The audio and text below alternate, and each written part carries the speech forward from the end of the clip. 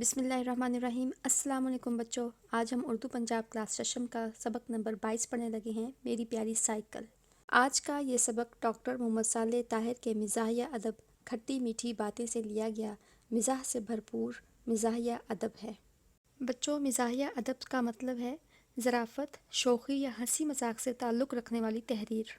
بچوں، سنجیدہ ادب اور مزاحیہ ادب میں نمایاں فرق یہی ہے کہ سنجیدہ ادب وہ ادب ہوتا ہے یا وہ تحریر ہوتی ہے یا وہ نثر پارہ ہوتا ہے جس میں بہت چچے تلے الفاظ ہوں، موزوں اور متوازن الفاظ استعمال کیے گئے ہوں اور اسے پڑھ کر آپ کو ہنسی نہ آئے۔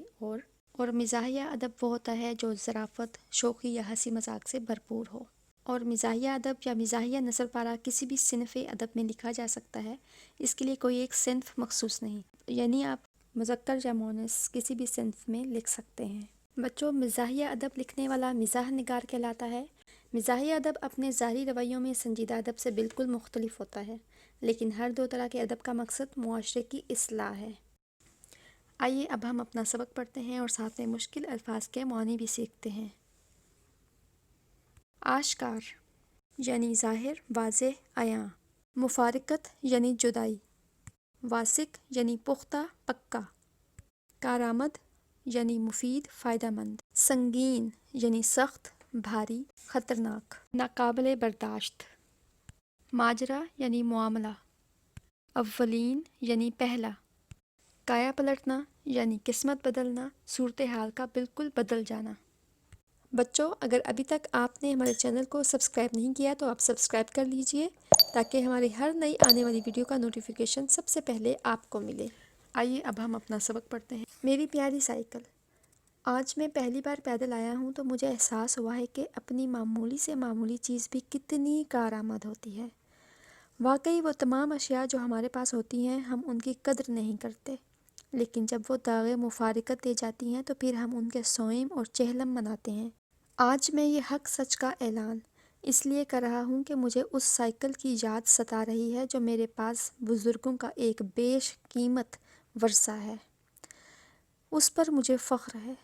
میں ہی کیا، میرے تمام گھر والے، تمام اہل وطن بھی اس پر بجا طور پر فخر کر سکتے ہیں کہ ان کے پاس دنیا کی اولین سائیکل موجود ہے۔ یہ سائیکل میرے ہاتھ کیسے لگی؟ یہ ماجرا بھی بڑا دلچسپ ہے۔ میں تیسری جماعت کا طالب علم تھا، سارا دن گلی ڈنڈا اور پتنگ بازی میں گزار دیتا۔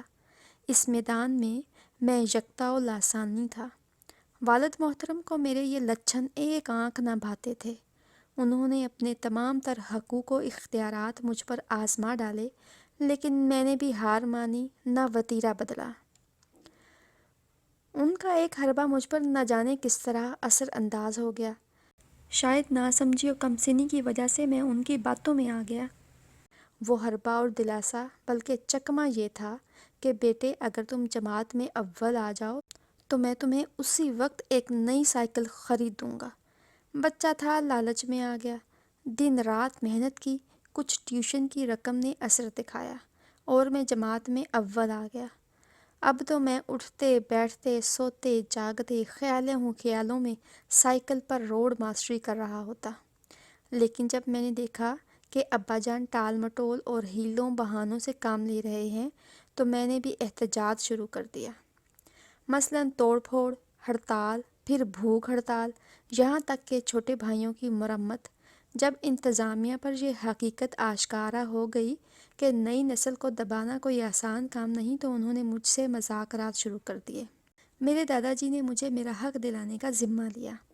اب تو میں ہر وقت دادا کے ساتھ سائے کی طرح چپکا رہتا، ڈاکٹر کی دوا کی طرح ہر 3 گھنٹے بعد دادا جی کو ان کا وعدہ یاد دلاتا، اور دادا جی بھی ہر بار یاد ہے بیٹے، ہمیں سب یاد ہے، کل ہی تمہیں سائیکل لے کر دیں گے کہہ کر ٹرخا دیتے، لیکن وہ خوش قسمت کل نہ آیا۔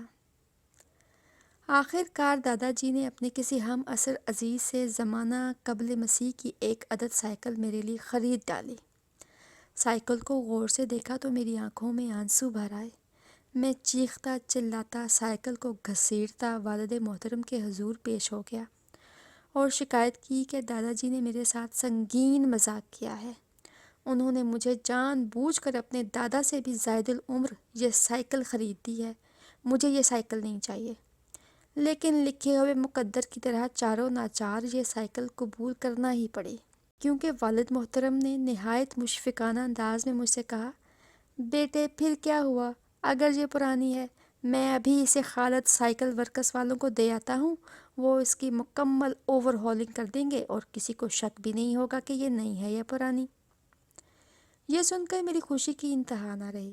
ابا جی نے سائیکل اٹھائی اور خالد سائیکل ورکس والوں کو دے آئے۔ انہوں نے 2 دن بعد دینے کا وعدہ کیا۔ یہ 2 دن میں دیواروں، کرسیوں اور میزوں پر بیٹھ کر پیڈل گھمانے کے انداز میں ٹانگیں چلاتا رہا۔ مقررہ دن شام کو جب ابو دفتر سے لوٹے تو ان کے پاس میری سائیکل بھی تھی۔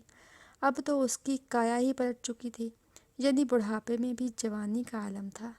اس میں کئی اضافے ہو چکے تھے، مثلاً گھنٹی، سٹینڈ، کیریئر، روڈ پرنس 007 کی نمبر پلیٹ وغیرہ وغیرہ۔ رات ساری میں اس پر کاغذ چڑھاتا رہا تاکہ دوستوں کو بتا سکوں کہ یہ نئی خریدی ہے۔ اس سے فارغ ہو کر میں نے 2-3 چکر صحن ہی میں لگائے اور اسے سرہانے کھڑا کر کے سو گیا۔ صبح سویرے اٹھتے ہی میں نے سائیکل نکالی اور محلے میں گھومنا شروع کر دیا۔ اب تو دور و نزدیک، یہاں تک کہ پڑوسیوں کے گھر بھی کوئی کام ہوتا تو میں سائیکل پر ہی جاتا۔ میرے پاس یہی اس کی مختصر سی جوانی تھی۔ چند ہی روز بعد سائیکل سے صدائے احتجاج، نہ چڑھ، نہ چڑھ، نہ چڑھ بلند ہونا شروع ہو گئی۔ گویا پرانے پرزے بلاخر پرانے ہی نکلے۔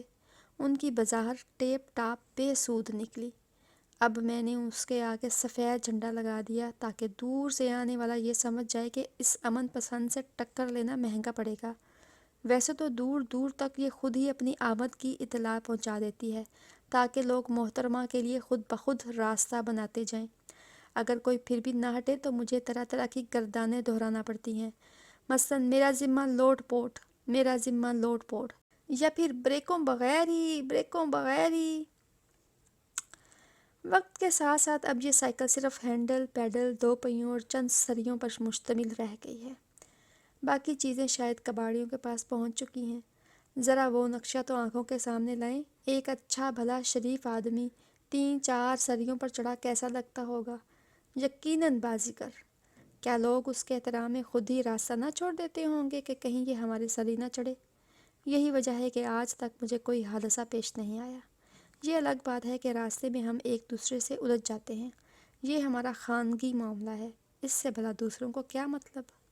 ویسے اکثر ہی یہ ہوتا ہے کہ جاتی دفعہ میں اس پر سوار ہوتا ہوں اور آتی دفعہ یہ، کیونکہ خراب ہو جائے تو آدمی سمجھتا ہے چلو یار پیدل ہی چلتے ہیں، لیکن یہ ایسی ضدی ہے کہ پیدل بھی نہیں چلنے دیتی اور پھر چھوٹے بچوں کی طرح مجبوراً اسے گودی اٹھانا پڑتا ہے۔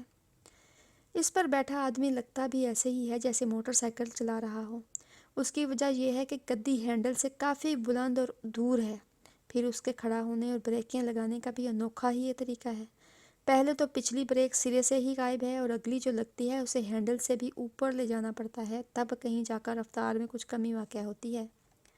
اگر ہنگامی یعنی فوری بریک لگانا مقصود ہو تو پاؤں تاروں میں دینا پڑتا ہے۔ اس کے علاوہ بریکیں لگانے کا کوئی اور حل میں ہنوز دریافت نہیں کر سکا۔ پچھلے موسم سرما کا ذکر ہے، میں کالج سے گھر آ رہا تھا۔ راستے میں اسے پتہ نہیں کیا سوجھی کہ یہ 1 سے 2 بن بیٹھی، گویا یک نہ شد 2 شد۔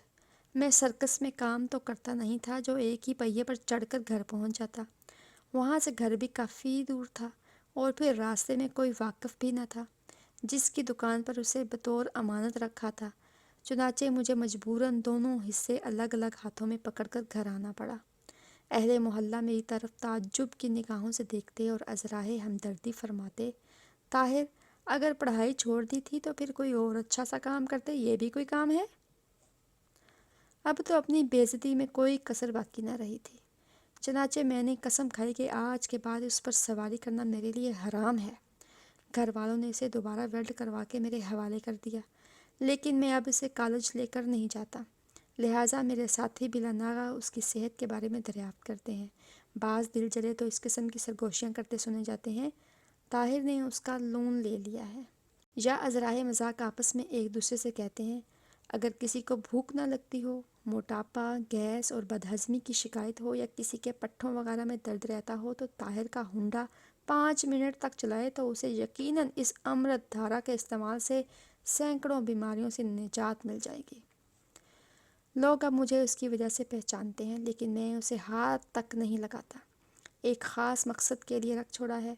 यानी जब भी कोई घर में साइकिल पड़ा देखता है तो थोड़ी देर के लिए मांगने आ जाता है, तो हम उसे ये बासत खुशी अनायत कर देते हैं। जब वो वापस करके जाता है तो शुक्रिया के साथ साथ साइकिल की शान में इस तरह कसीदा गोई करता है: जनाब, आपकी साइकिल ने बहुत तंग किया है। कई बार तो उसे पंक्चर लगवाया, लेकिन 2 गाम न चलने पाया था कि फिर टायर ने सदा लगाई: थम ए रहरो के शायद फिर कोई मुश्किल मकाम है। शायद उसकी ट्यूबें कागज़ की हैं जो ज़रा सा दबाव भी बर्दाश्त नहीं कर सकती। ये इस कदर पुरानी है कि ना तो इसे कोई ख़रीदने को तैयार होता है और ना ही मेरा जी उसको रखने को करता है। 1000 बार कोशिश कर चुका हूँ, हुस्न भी निखारा है और ख़ुद भी समझाया बुझाया है कि मेरी प्यारी अब किसी और से गुजारा कर लो, लेकिन ज़ालिम को इस कदर मोहब्बत और क़ीदत हो चुकी है कि जाने का नाम ही नहीं लेती।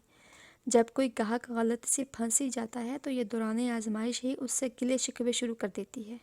हर जोर से ऐसी ऐसी दर्दनाक सदाएं निकालती है कि उसे रहम आ जाता है और वो शाम का वादा करके चला जाता है।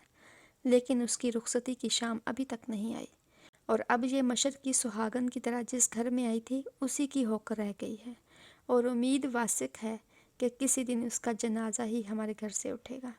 अब तो मैं इसे बिला कीमत ही किसी के सर मंडने को तैयार हूँ। इस मकसद के लिए कई बार इसे बग़ैर ताले के बाहर भी छोड़ा है, लेकिन कोई इस हसीना आलम को अगवा भी नहीं करता।